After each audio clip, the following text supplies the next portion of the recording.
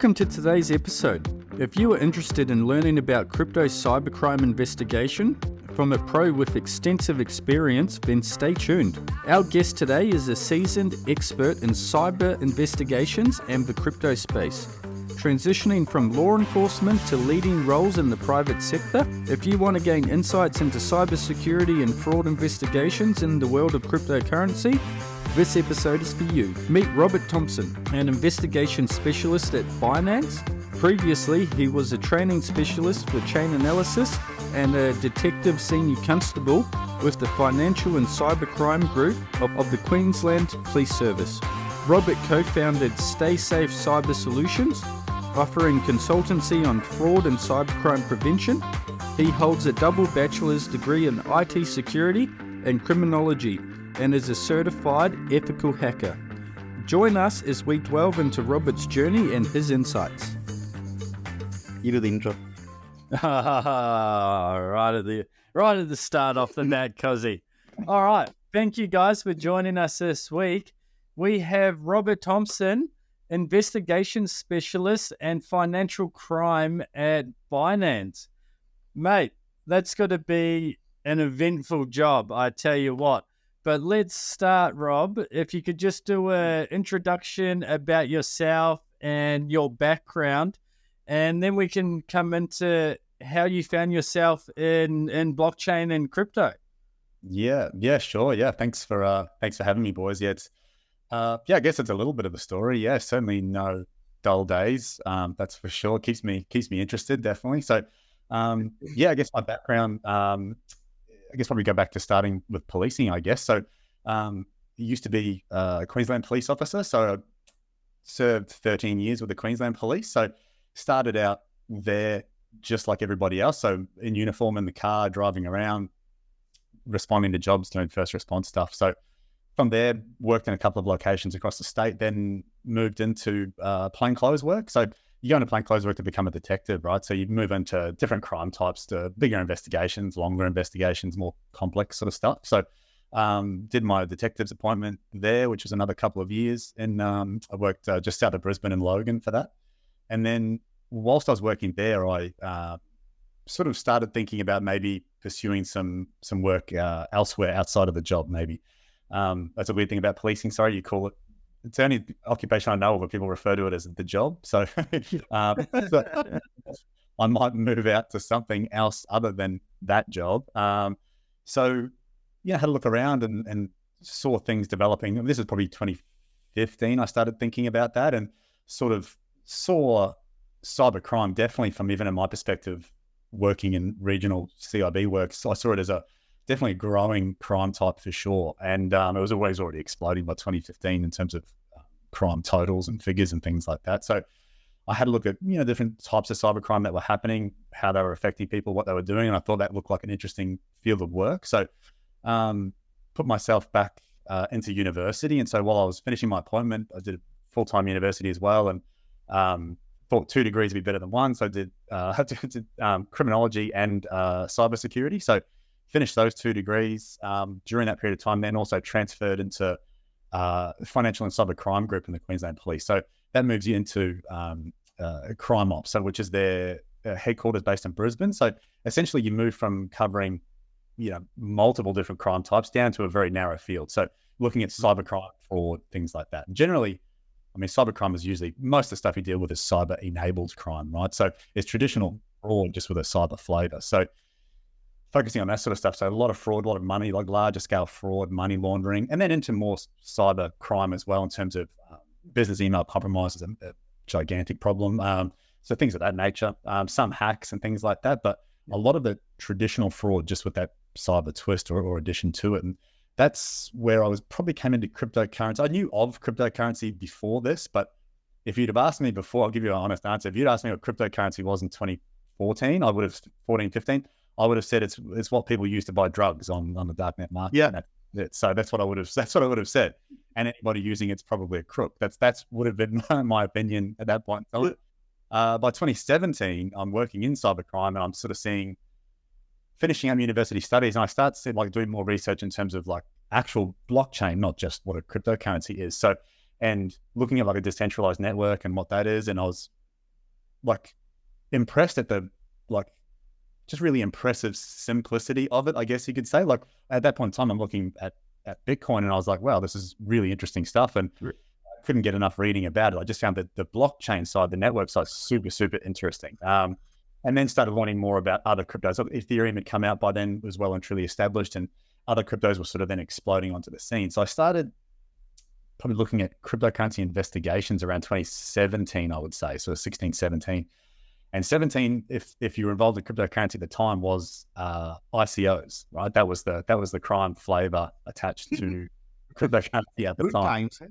Yeah, boom times, man. It was during the bull run, the 2017 bull run is when I definitely got involved in it. And so I got to see that bull run, right? I got to see it run right up. I got to see ICOs craze sweep across the world and including Australia. And then got to then in 2018, watch it all crash. So got to watch that crypto winter set in, and then got to see, I guess, got a front row seat to how the industry responds to it as well. So I was still looking at a cybercrime perspective, but just from watching it from there, I got to see how the industry as a whole reacts to those ebbs and flows.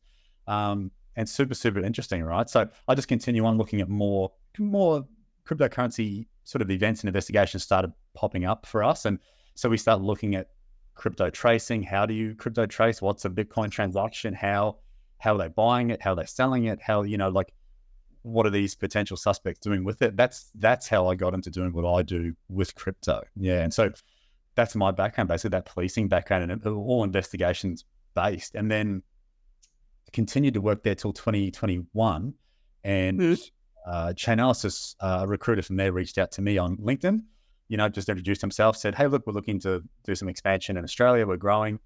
You're an investigator, have you got experience with, tracking, tracing, using our product or teaching anyone else this sort of stuff? And I was like, well, I know a little bit. So jumped on a call, and then, about 4 weeks later, I was putting in some paperwork and jumping out of the private sector to work for Chainalysis. And so, worked for Chain for about 18 months or so, 2021 through to 23, so about a year ago. And then I jumped across to Binance from there back into, so from a little bit of investigation work with Chain, but mostly around teaching and education. So crypto fundamentals, what is blockchain, how does it work, what does it do, through to using their tools, how to investigate, teaching investigators how to investigate that crime type. And then back into more just dedicated investigations now. I still do some education, which is good to break it up, but now back into dedicated investigations at Binance for the last year now. Yeah. So that's the background. Man, that's really cool. That's really cool. I guess like when you start as a police officer, mentally you are in the investigative mindset, right? It's not like I always just like, when you were a cybersecurity guys here, like you don't just wake up one day and like, okay, I'm going to be a cybersecurity guy. It's like you can't just because Photoshop, you can't be an artist. You know what I mean? That's right. Isn't it? People be like, oh, you got easy, get Photoshop and I'm going to do it by myself. I'm like, yeah, okay. You know what I mean? When you start, isn't it? So I think Absolutely. it's like, I think you have to be wired in a certain way that you see what other people don't see and people don't want to see, and that's the beauty of, and, we have in-house legal, so how Maureen thinks is completely different from how you think, Charlie. Yeah, Charlie's like, oh, let's go. Heads and tails, that's for sure. And then Maureen's like, no, stop, boys, stop. Let's slow down. And it's like so good. So, Rob, one thing, first of all, is like you're based on the Gold Coast, right? We cross paths with Liam constantly. We known Liam for about, I don't know, for 3 years now. Easy. Yeah. But 2 years, maybe 2 years. So constantly we met so many times, and we have built such a great relationships with Binance and all that sort of thing. But I can't believe that we never really cross paths anywhere during Gold Coast. And look, I am so glad that an expert in the what you call for the is it the largest exchange in the world? Exchange in the world, right? In our doorstep. So you know what I mean? And it's on the Gold Coast from anywhere else, the best place on earth, right? So Rob, it's fantastic. And so we do track and trace, and one of the major challenges is that people's like, okay, oh, I want to recover my funds, right? Everyone wants to recover their funds, and that's the biggest challenge in a part of this. It's not just like, okay, you go call the bank and refund the money. It's not that simple. So can you just give a little bit of background, I guess, right, around there, like just for the community, so that they understand, okay, look, how this works and why, whether we can recover or not, and what are the challenges around these, please? Yeah, sure. Yeah. You bring up a common theme that pops up. Yeah. Fund recovery, well, like, can it be done? How hard is it? That sort of thing. But I guess the question, can it be done? Yes. Short answer, yes, but it depends, right? So I guess you look at the difference between traditional fiat currency and cryptocurrency, right? So in traditional fiat, it takes time for that money to move, right, from bank to bank. So depending on where it's at in that chain, it could take, especially if international funds transfer, could take multiple days. So if someone accidentally sends something, or sends someone to something they didn't mean to, or there is some kind of scam, say a business email compromise has happened and you've sent funds and then realized you shouldn't have done that, that's not the correct invoice, it's going to the wrong account, contact your bank. Then efforts can be made if it's quick enough to recover those funds, right? Whereas blockchain, one of the awesome things and one of the bad things is speed, right? So you can transfer crypto in almost an instant, and once it's gone, right? It's immutable. You cannot pull that. In terms of an on-chain transaction, you cannot pull those funds back. That is set in stone. It's done and it's finished and it's gone, right? So in terms of being able to physically hit a button and pull it back, done. Now, in and around different jurisdictions have different regulations as to whether or not governments might put legislation in place to say, well, that's all well and good, your crypto has gone, but we're going to introduce legislation that says that for a set period of time, perhaps your company is responsible for reimbursing funds. That's like a whole sort of different, again, and it really depends on where your jurisdiction is and where you lie in. But that's the main crux of it. That difference is the speed and the borderless nature of crypto, which is on the one hand brilliant, and what I think it's fantastic and a lot of people love about it, and probably helps pave the way for crypto, moving itself into payment systems. But on the other hand, once it's done, it's done. So if that address is not correct to the alphanumeric like indicator, you're done. Yeah, which is a newer crime we're sort of seeing popping up now with these sort of, I guess you'd call it a spoofing of an address, where they're pretending that they're one crypto address when they're not.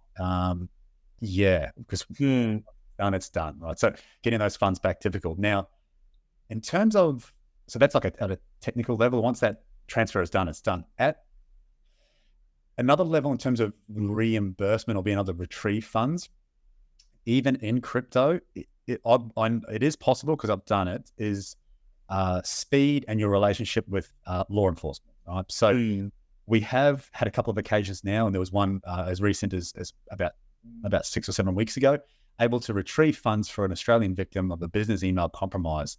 The only reason we're able to do that is, first of all, it was the speed of law enforcement. They acted, also the speed of the victim. They realized that they had been compromised and sent funds to an invoice that wasn't correct. They did the right thing, notified police ASAP. Police that they notified, good investigators, they knew what to do. They also knew me. So they contacted me immediately with an urgent email and a phone call to say, hey, look, this compromise has just happened. We've traced it. It's been moved via another method into crypto. But then once it was crypto, it's been transferred to you guys on chain from what we can see. Yeah. Can you confirm? Which I then am able to do straight away. Yeah, I can confirm it was true. It had moved through to us. So it's now sitting in a Binance user account, right? That user had moved it to another user account, but still within Binance. And those funds were still sitting in that second user's account. So in that scenario, it's a very unique scenario, but in that scenario, those funds are still sitting on an exchange. It's sitting with us.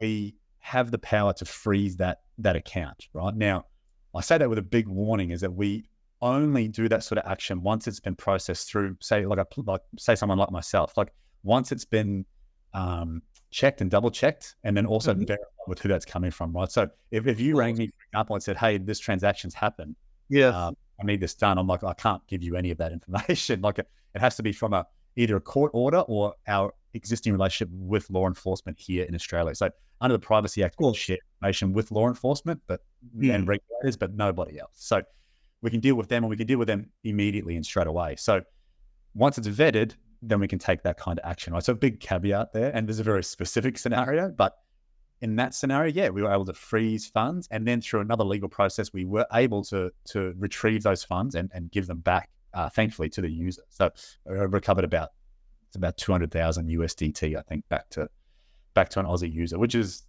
awesome. Like I can't think of a single time in policing after a lot of arrests and a lot of charges that I was ever actually able to return funds to an individual victim. So that was brilliant. Yeah, awesome. So to answer your question, can you do it? Technically, yes. It's got to be very specific scenarios. But by and large, once that transaction's done and it's on chain, it's all over. Yeah. Are you looking to integrate your business systems with cutting-edge AI technology? Our expert team is here to help you use the power of AI to innovate, streamline, and enhance your current business operations. Contact us today at 1-800-870-200 or visit blockstars.com.au. That's it. Yeah. And things move so fast in the cryptocurrency space and can be spun up so quick as well. On that one, Rob, like what mechanisms like we come across of the B2C clients and sort of our track and tracing, and we also do it just to help them out, and you know it's low cost. It keeps our investigators with their training and keeping up with industry standards. But sort of what is there out there within exchanges? And I know there's third party software where there's a blacklisting of scam addresses, because I noticed like new ones popping off. People are getting friended in Facebook and then getting sent to WhatsApp, and normally there's someone nurturing them for months, and they've got the one we see the most is they have these fake exchanges where they promise enormous returns. And, you know, a lot of people, we've seen them where they've transferred tens of thousands of dollars in multiple different transactions. And what safeguarding do exchanges have in place for that, even though it is hard? Because really everything that, if there's a scam wallet address or a scam contract, it's sort of all community based. You know what I mean? It's like if there's a community directory and we add stuff in and people check that. But sort of what's that on the exchange side to try and protect people, even though when you deal with scammers, they're super fast. You know, they'll just spin up new contract addresses, new wallets, and spin this over, so it's hard to keep up with. But to help those ones that are found.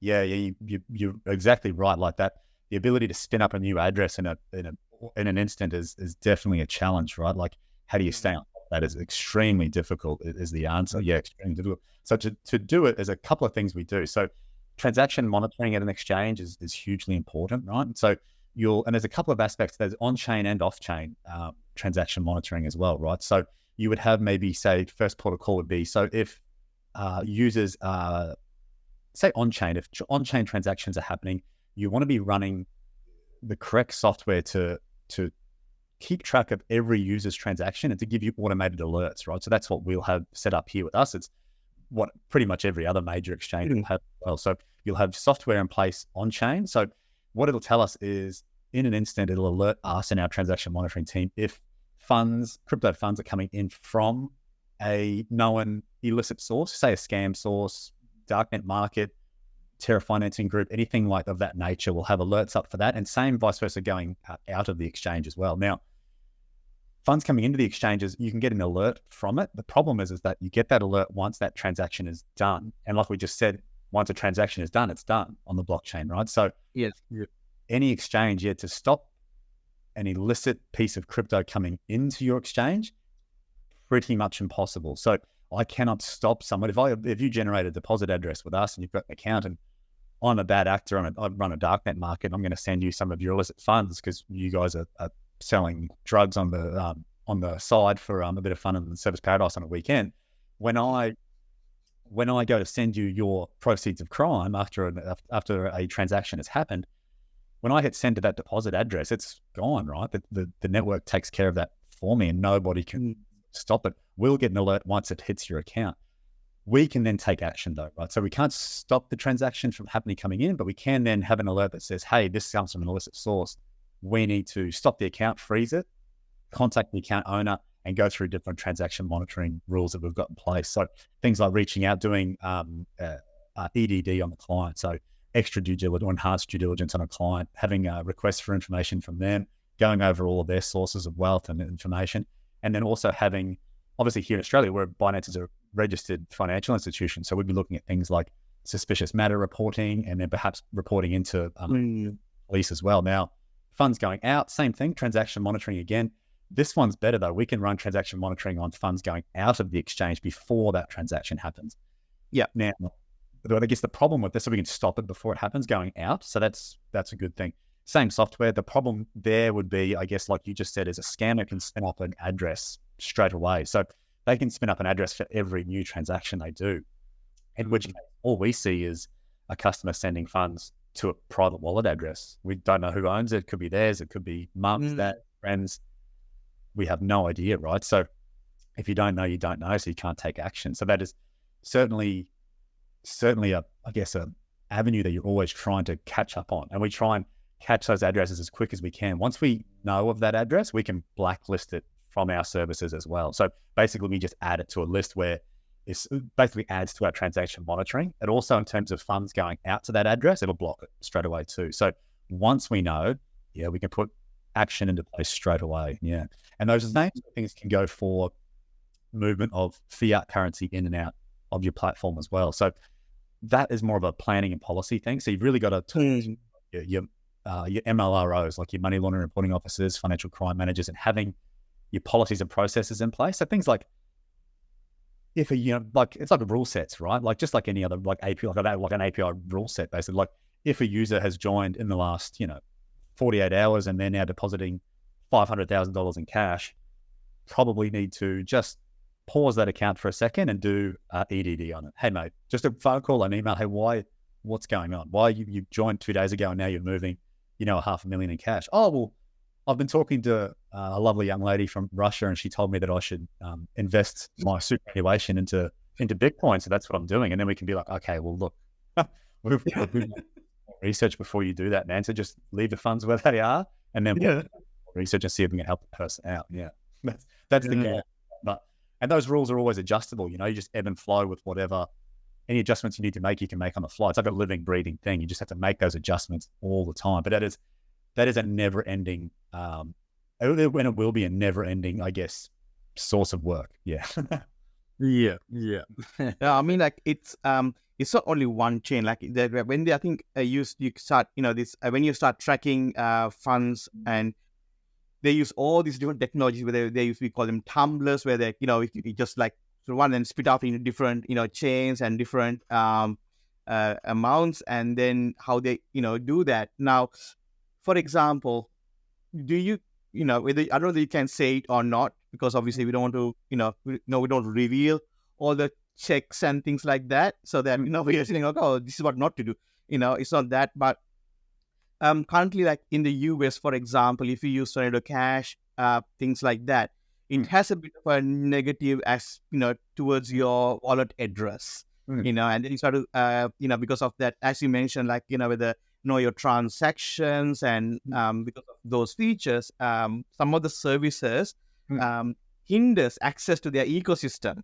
So do you guys also look at where the wallet has interacted with other services, or do you, is it something that you use like what you call a RBL, like a blacklist, like for all the exchanges, or is it something that is just for Binance that you guys have? For us, it would just be for Binance. Yeah. So that's sort of, and most of the time that information generally makes its way back to like those third-party platforms, right? Like your Chainalysis, your TRM, your Elliptic, stuff like that. They are pretty good at collating that customer information. once you provide it to them, letting them know those blacklisted, that is super handy, right? Like the community feature on Chainalysis, or same in TRM, like their open source tab, like being able to have that access where it's like, hey, Rob from Binance said that this is a scam address, and then someone at CoinSpot or SwiftX can be like, oh, hey, yeah, this is a scam address. We can blacklist that as well, and things like that. So they are super, super handy. Yeah. So definitely, yeah, we definitely participate when they pop up. Absolutely. So being able to provide that sort of information, just saying like, hey, look, we think this address is a scam. A matter for you if you want to take action on it, but we've identified it as such, from our perspective, we think it is, so we're not going to deal with that address. Whatever you want to do, it's cool. It's up for you. But yeah, it's definitely something, those features are definitely super, super handy, because there's no real central, I guess, database of addresses that's, shared across every organization. Yeah. So the platforms that do provide that is super, super helpful. And it's, now, just like earlier, Rob, when you're mentioning about, anyone can send crypto to anything and you can't do anything about it. You hear that once BlackRock opened up the Ethereum, they got dropped like all sort of stuff. Like, I guess that you can't stop it, right? And it's typical Twitter crypto, BlackRock address. I'm going to run the transaction through Tornado Cash and send it to them for some shits and giggles, Yeah. I think I read that article. I think it was Tornado Cash was what they were getting hammered with, weren't they? Yeah. Exactly. Yeah, that's a very crypto sort of environment, isn't it? Like just kind of from an Aussie slang, like you're taking the piss, right? Like you just isn't it? That's it. Yeah. It is. So in a place like that, like how can you regulate? So now BlackRock is like, oh no, it's not our problem, all that. Now in a real world, if a bank account, so does it work in the real world, in the finance same? Like if I get a payment from a criminal organization or something like that, they send like, $1 million into my account. How would that work in the real world? And is it any different from crypto? Because I can't stop banks, like money, or the bank would stop it, for example. How would that work?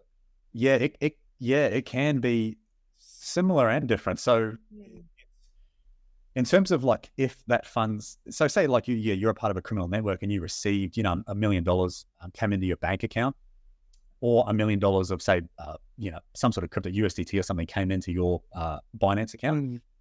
The end result, if both parties, if the bank and say Binance or any other exchange knew that those funds were from an illicit source, the end result would be pretty similar, which in Australia would be something like the account being frozen, law enforcement being notified, and SMRs being submitted to AUSTRAC, right? It'll be something along those sort of lines.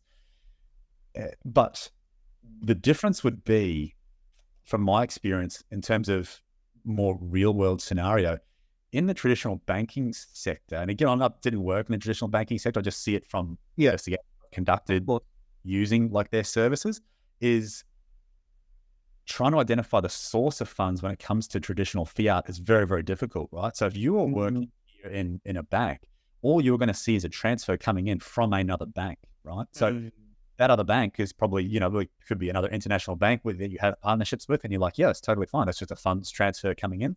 Now that might hit transaction monitoring for them of, oh, this guy's never had any funds into this account, and all of a sudden it's $1 million transfer. We need to, that would probably trigger an alert, right? Or if it's coming in certain batches, like it's been structured or layered into your account, that would trigger off alerts. Whereas with cryptocurrency, again, using those tools, you have the ability, depending on how it's come into you, you have the ability to tracing back to that source, right? So if that source is something like, maybe so it's like an investment scam. So if you've got an account and you're receiving funds into your crypto account, and the original source is from an investment scam that is known and on some of those third-party platforms and all very traceable, we can identify straight away it's come from that illicit source, and we can take action straight away. So that's sort of that difference between crypto and traditional fiat is with crypto, you see that immediately by being able to trace those funds all the way back, whereas that traditional fiat market, they can trace it back one hop back to that previous bank, and that's about it. That's it, right? unless the banking systems work together, you have no option to see what the other side does, right? And actually that's good, because it leads to my next question. Is like, what is the ecosystem like? For example, now you said like you guys got a call from the police, for example. What if that transaction gone from Binance to another like exchange XYZ? How would that work? Would you guys work with the exchange XYZ to help them? Okay, here's our details. Okay, no, this is what we've been working on. Here's the thing that we got, and then you put the police in touch with them, or how would that partnerships and relationships work within the exchanges? Yeah. So it just depends on what can be shared, right? Like with your obviously customer data and KYC data is, hugely private. Yeah, that's right. So privacy reasons, you can't really share that information in terms of another organization, like another, say, exchange to exchange, but we can with police. So what we might be, we would be, we have no problem reaching out to another exchange. That communication definitely happens. And it would be sharing more things like transactions, right? So there'd be customer data attached necessarily, but you'd be like, hey, these transactions have come through us. We've just been notified. It's now come through to you straight away. We weren't able to catch it, but we know now that it's illicit. Heads up for you guys. And also heads up, we've notified, local police or something of that nature. Does happen, yeah. So what we do a lot of is sort of, you touched on there, is putting law enforcement in contact with those other exchanges and other law enforcement parties as well. So I guess the luxury of being Binance is we have, because we're a global entity, we have transactions going to users across the entire globe. I think we're over 180 million users now worldwide. So so because of that, we have law enforcement requests and dealing with law enforcement in all of those different countries as well. So we've got a pretty good network and a pretty good working relationship with law enforcement. So in a case of something like funds leaving Australia to go to another country, there's the possibility there. And what we have done in the past is we can facilitate, I guess, a direct line of communication with police to that other country. We can be like, hey, look, these funds have gone to, name your country. We have a contact there. Here's, if you're happy, we can pass on your details, email addresses, phone numbers, and you can talk directly straight away so we can get speed going, right? Because it's going, right? Yeah. The thing about cybercrime is all about speed, right? It's all speed of action. So the faster you can move and accurately, the better off everyone's going to be. So doing those back channel type things where we're helping organizations and police get in contact with each other, definitely be something we help facilitate. Yeah. So one of the things, actually, I saw a couple of articles. What's this one? No, I didn't see a couple of articles. I listened on a couple of podcasts, and in that one, they mentioned, I wouldn't say the name of the software because it's not fair. They said like a couple of people got convicted based on the data that were used from a certain software, but then at the end found out, that is not correct, and that particular company had to go in front of the U.S. Congress and things like that. So based on that, how can we rely on this software? And if you're providing like the data, and like you said, users' privacy is it's a pinnacle, right? I don't if we do investigations, we are investigators, as like we're like, okay, we want to help this person, so let's like look who stole and all things like that. But then when you put like as a human, we have to be careful of not breaking the laws, and especially when you go like the cross-border side of things, right? Legislation. And I mean, we know certain criminals, they can go to certain countries, but those countries does not have extradition, right? So you have to respect those laws, and there's a reason why the laws exist. But we want to protect people. So in a environment like that, how can we base our results on certain software, and what are the precautions that you guys take when you report on those? Check and double check. Absolutely. Like I've received and seen, you guys probably come across it yourselves. And sometimes I already felt bad for the user anyway, but some individuals, maybe say like a victim of a scam, for example, are finding, I guess they're basically private investigations companies that are offering blockchain tracing and things like that online, right? So, and some of them are fine, no issue, but you have to be so careful with with the company you deal with in that sense. I would always urge anyone that is listening to this, if you have, unfortunately, you think you've been the victim of cybercrime, or especially crypto going, the first thing I would do would be to report it to the police prior to going to any private investigations, crypto tracing company. I would not have any huge issues against those companies, but I would go, the best port of call, especially for Australia, go to the police. Police have the ability now and the functionality, still growing, but they have the function to track and trace cryptocurrency. They do. So report that immediately to the police, and the police can conduct that investigation for you. The problem we get, you see, like some of those investigations, companies will do an investigation, charge, in some cases, large amounts of money, and then sometimes try and approach us directly to obtain, we think it's been traced into Binance, we want to know whose account this is. I'm like, no, there's no function, there is no way that any exchange or any financial institution is going to provide KYC data to that part of it. If anyone that claims different is lying, like, to be really blunt. Like, anyone that's advertising their service is saying that they can obtain that information from an exchange or from any financial institution is totally inaccurate. Yeah. The best you could hope for is that investigation, one, is accurate. They've done correct track and tracing, and they can provide that to the police, which might speed things up. That's the sort of the best you'll get out of that. So be very careful. I would say, if you have been a victim of that, really consider whether or not it's worthwhile utilizing that kind of service. In some cases it might, but be very careful. Make sure it suits your needs. So now, relying on that software, that's another point, right? Like, that's an interesting thing. I know the company you're talking about and the issue and the situation you're talking about as well. It was a topic of conversation between myself and a few people. It was very, very interesting. So I think that same case, though, probably highlights another company that was on the other end of that spectrum, where I guess has been tested in court through trial and stood up to scrutiny pretty solidly, right? So yes, there was, I would say, for me, from my point of view, there's a couple, 3, 4,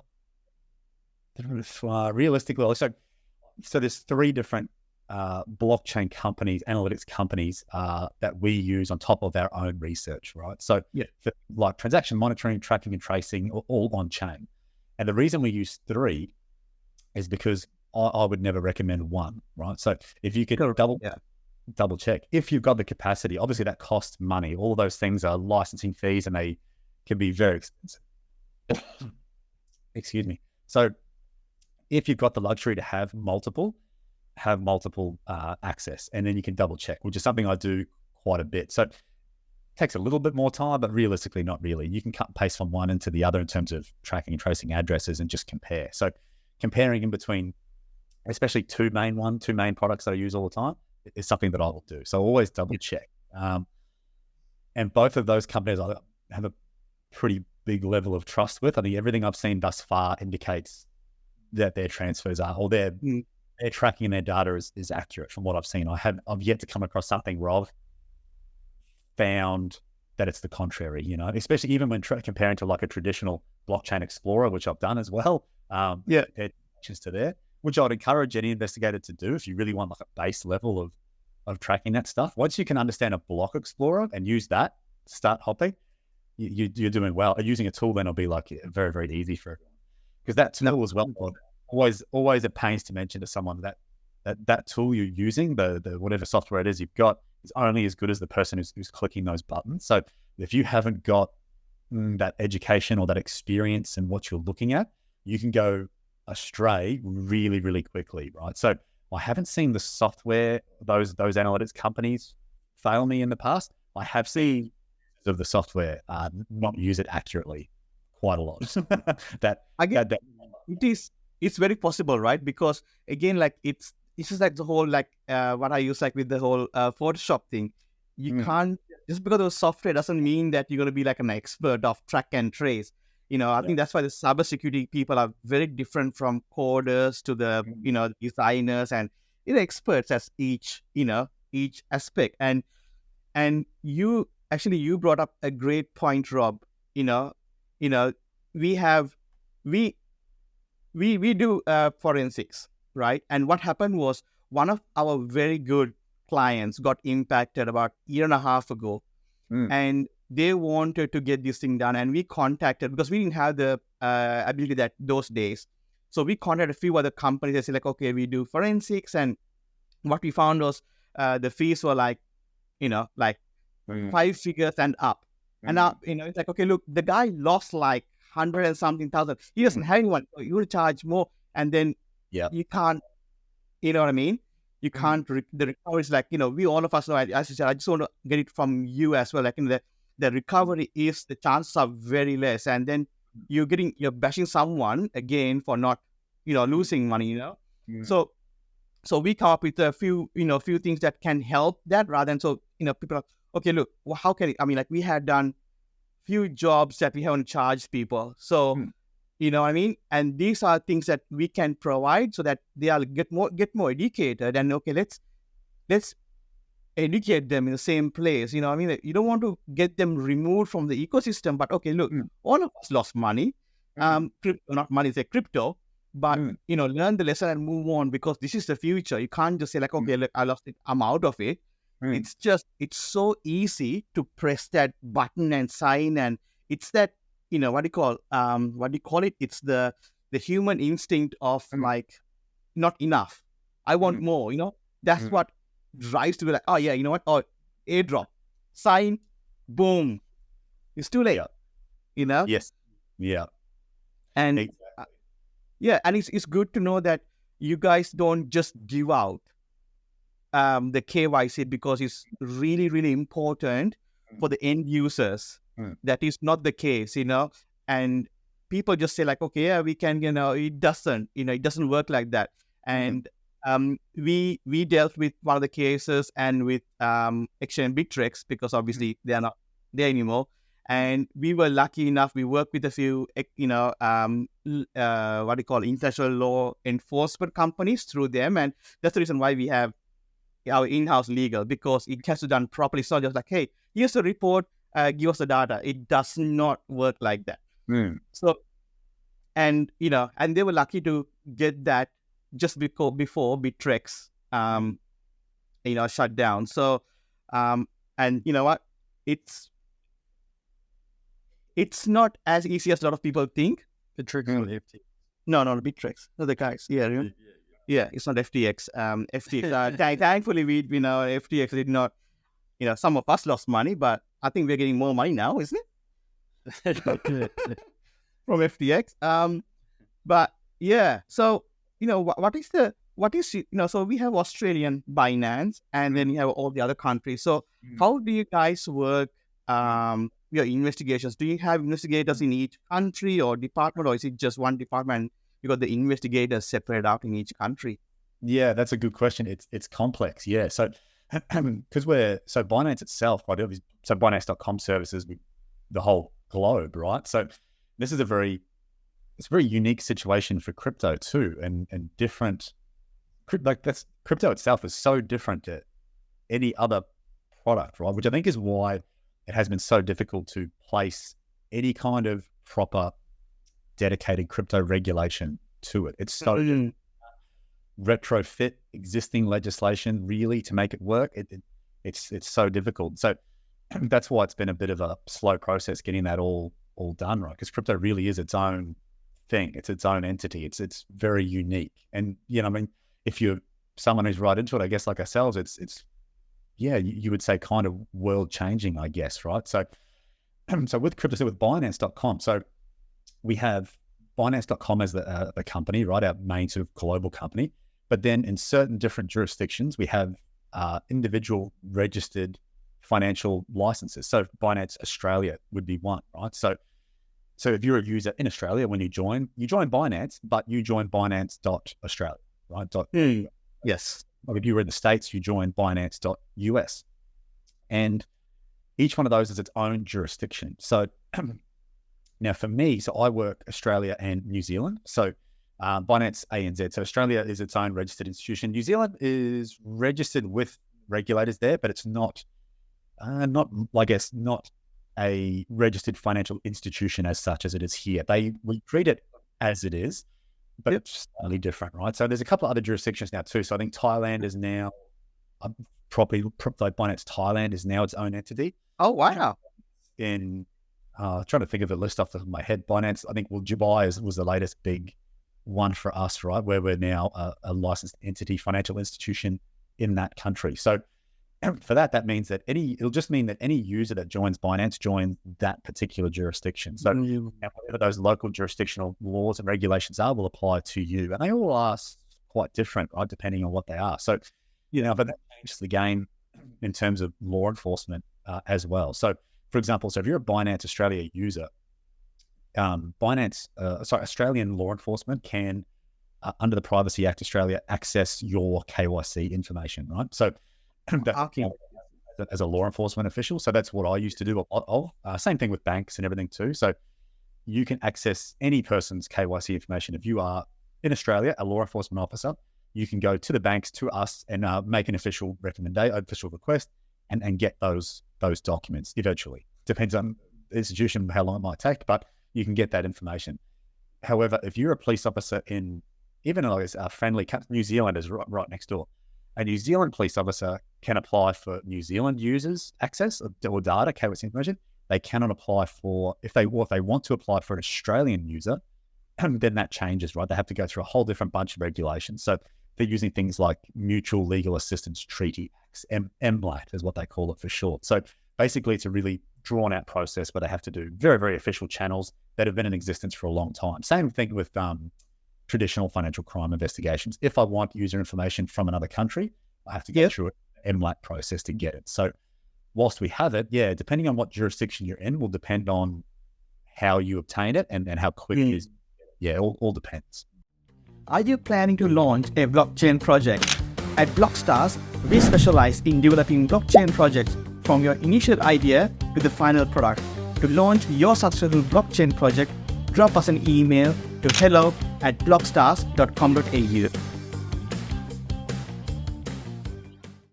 So does it mean that, so Binance Australia and Binance Dubai, for example, still you guys can't share that data because of the different jurisdictions and refund law?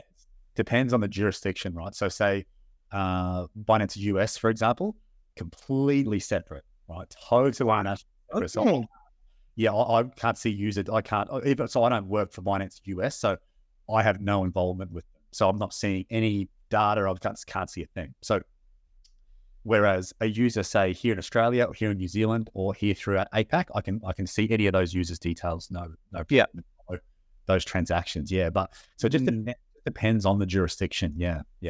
Yeah, and I guess that'd come under a lot of GDPR, privacy laws, and that's a hive in itself. A mind maze going through any of that. You definitely had the legal team there. So, Rob, I want to know, it's.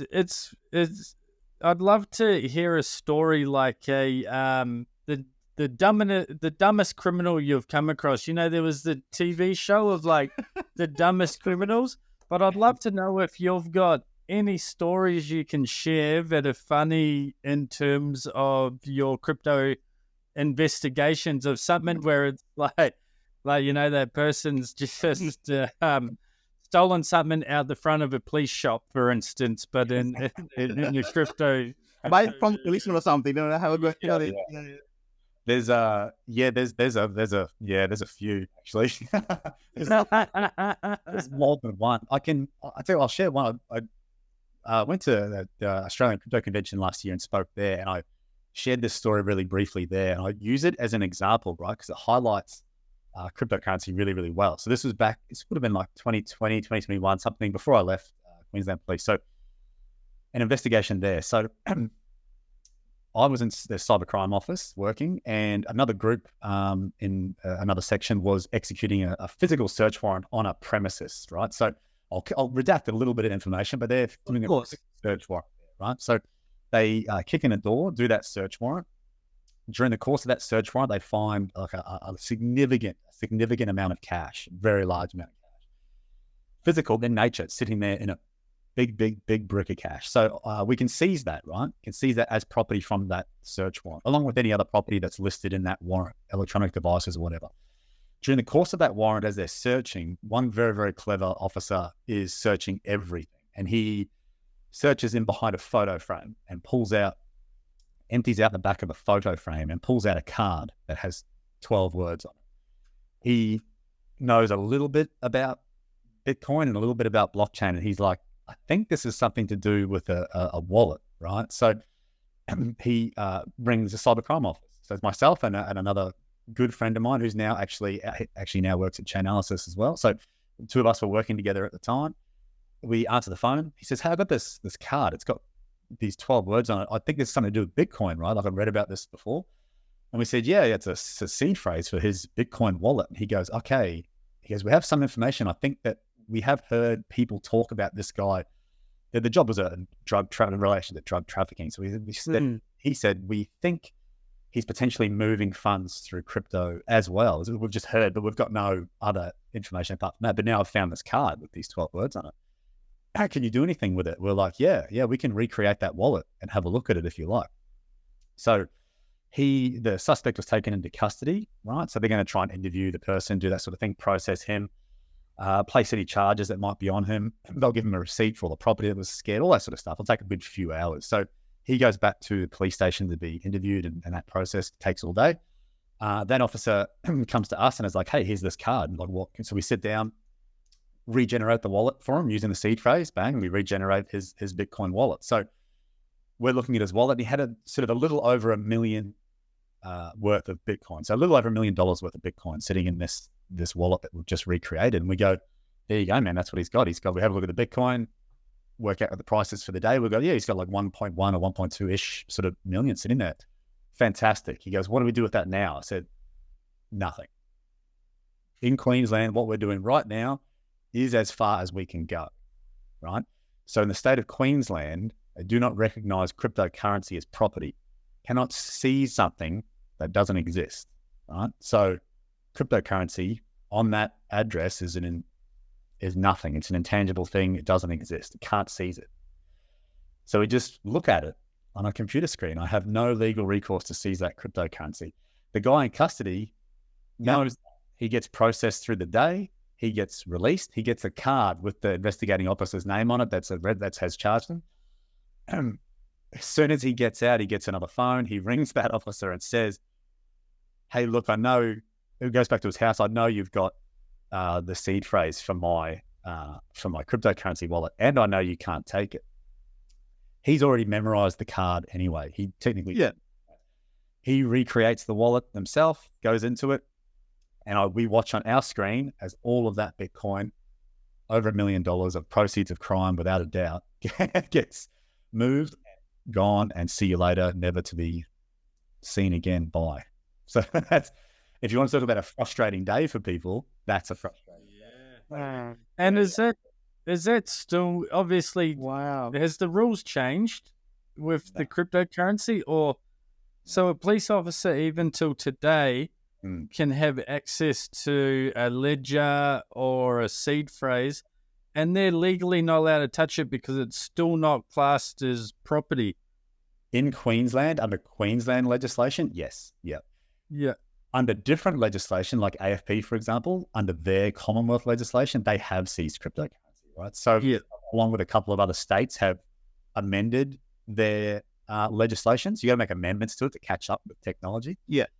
I know that because myself and that other officer wrote some amendments, or attempted to write amendments to get that done. And that was, what are we in now? 2024. So that's 3 to 4 years ago. So it's wheels of justice turn slowly. So that's it. Hey, because I thought like normally you would, what if you report, so you can report the police, or what about AFP? That AFP got nothing to do with it, or is it just local police that people have to report to? Yeah, so that's a really good technical question for any police officer going through detective training. Yeah, can you now get AFP to come in and seize it? No. So you've executed a search warrant under Queensland legislation and Queensland powers, right? So you cannot then stop and then reissue that warrant you would have to go and get a new warrant using new, different, updated information to then redo that search warrant again to get that information. So no, you can't pivot straight away. You have to choose, pick your poison before you go. A Queensland officer can charge people under Commonwealth law. I've done that for proceeds of crime before because it's a bigger charge. So it used to also be an easier method of doing it for things like money laundering. So I've charged people with Commonwealth money laundering before. So under that, you can charge people under that law. Now, technically, you could also do a search warrant as well, but you never would have.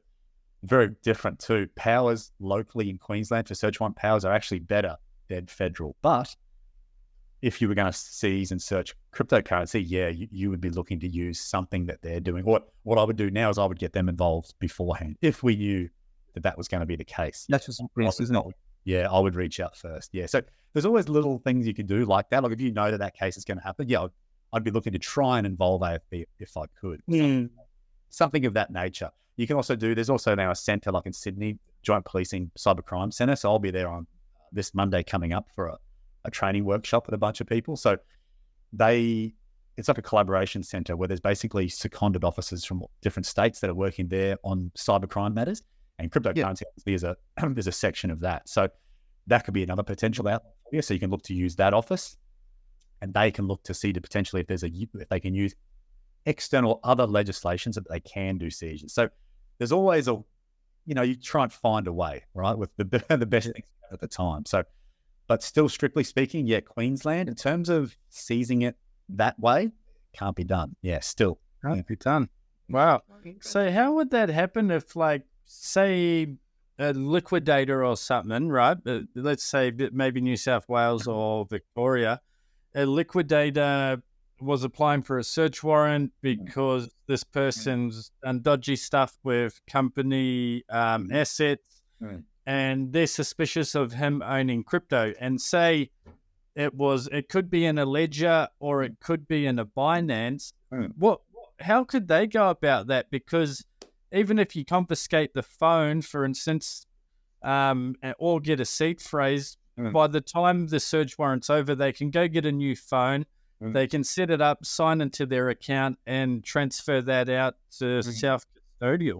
Yes, that's right. So speed again, right? You got to be fast. So in that scenario, different. So it'll be through civil court orders. So, and I'm not a lawyer, but in terms of civil court, when it comes to things like liquidations and stuff like that, it'll be different. So in that sort of scenario, a judge or magistrate and those civil courts can.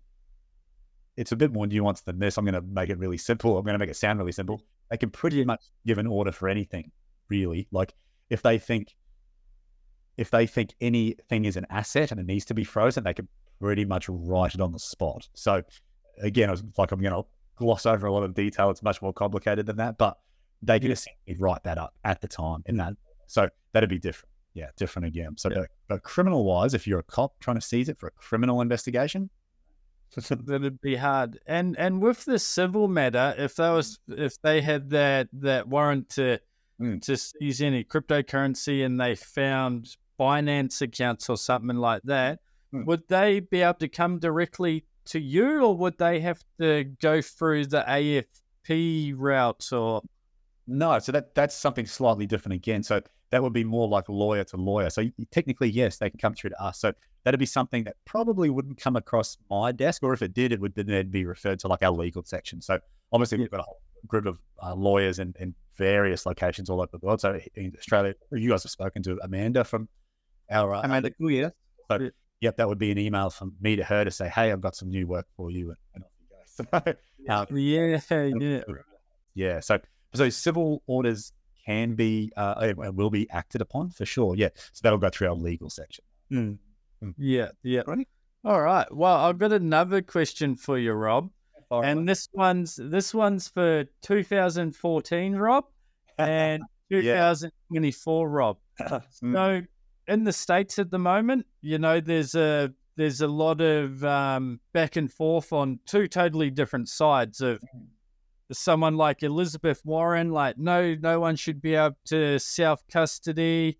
No, it all needs to be regulated. And then recently there's Trump coming out for his campaign, hey guys, I want to support self-custody. I want to grow crypto companies in America.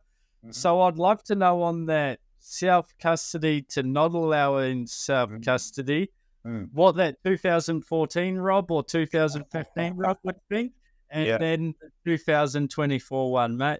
Yeah, very good question. Yeah. 2014 Detective Rob would have probably, that's a good question. I would have still been thinking to myself, you're going to use this for drug trafficking or weapons or something of that nature. Like you're going to things. That would have been my first thought. And so I would have said, no.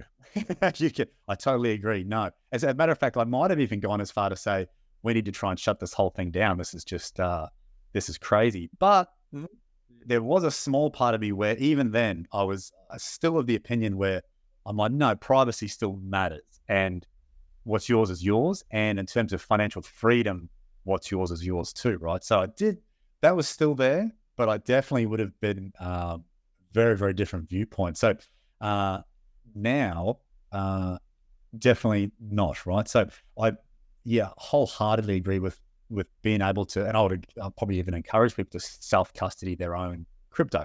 That's sort of the whole point of the whole thing, right? Like, if you ever read Satoshi's white paper, that is the point of that, the whole purpose of allegedly why it was even created, right? To self-custody your own funds so that you're in charge of your financial freedom. So, which I do agree with. And I wouldn't say, it's kind of a double-edged sword depending on how you handle that financial freedom, right? So yeah, that's right.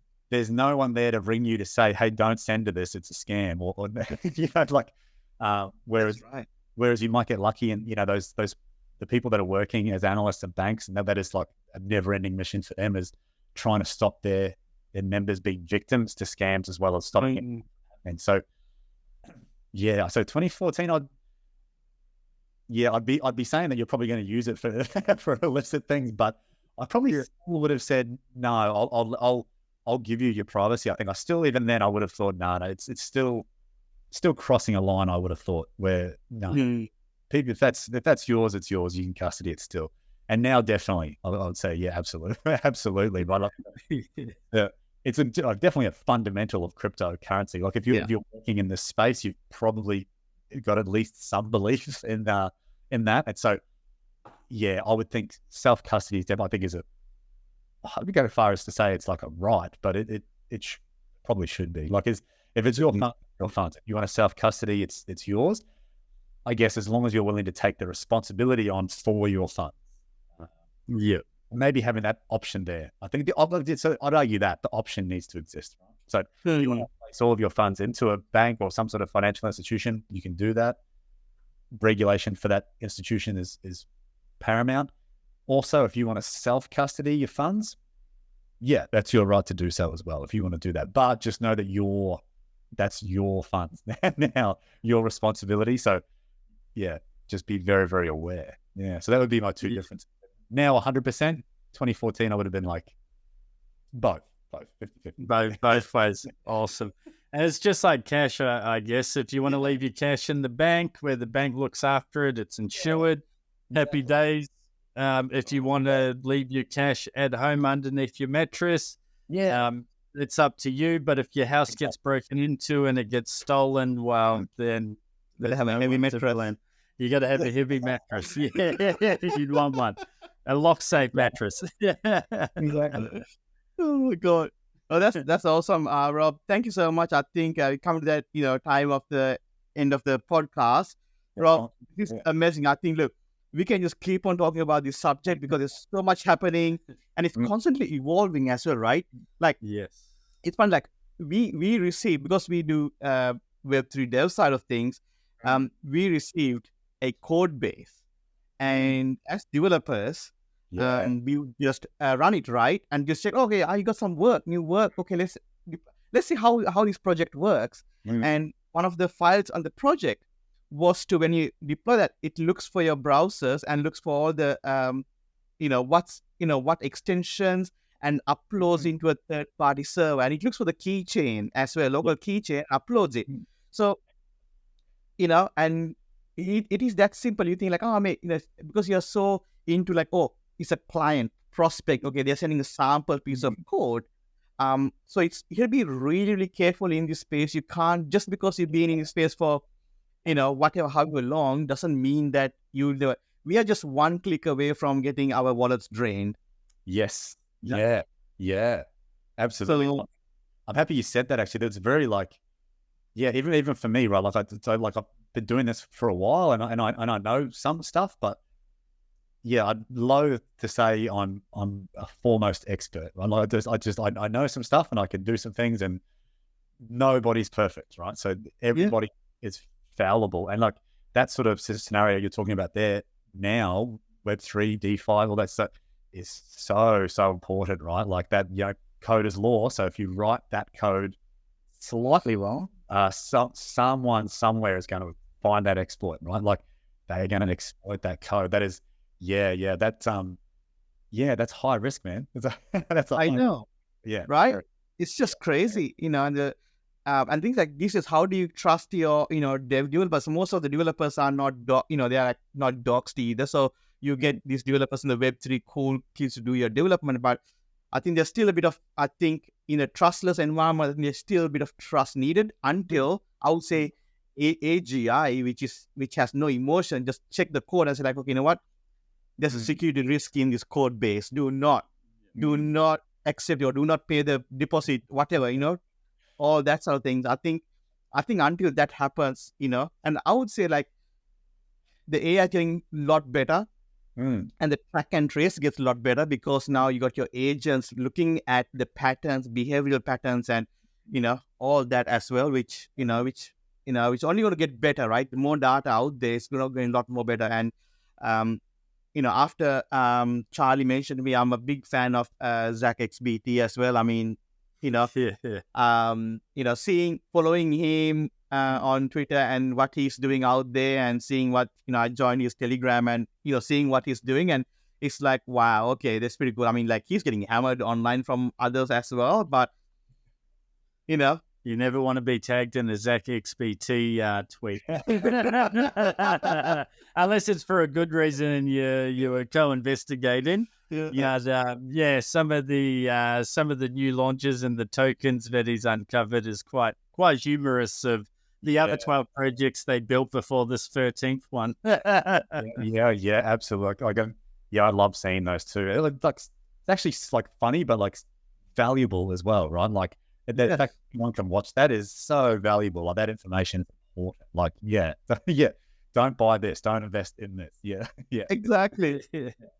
So, Rob, before we finish, I would like to give you the opportunity to give any flowers to anyone who you get inspired by, or you want to give some kudos in your ecosystem, or anyone outside for that matter. I think it's important, so that people get recognized here as well, so that they know. I'm sure they know you care, but sometimes when you say it loud, I mean, it goes a long way. Yeah, for sure. Yeah, I would.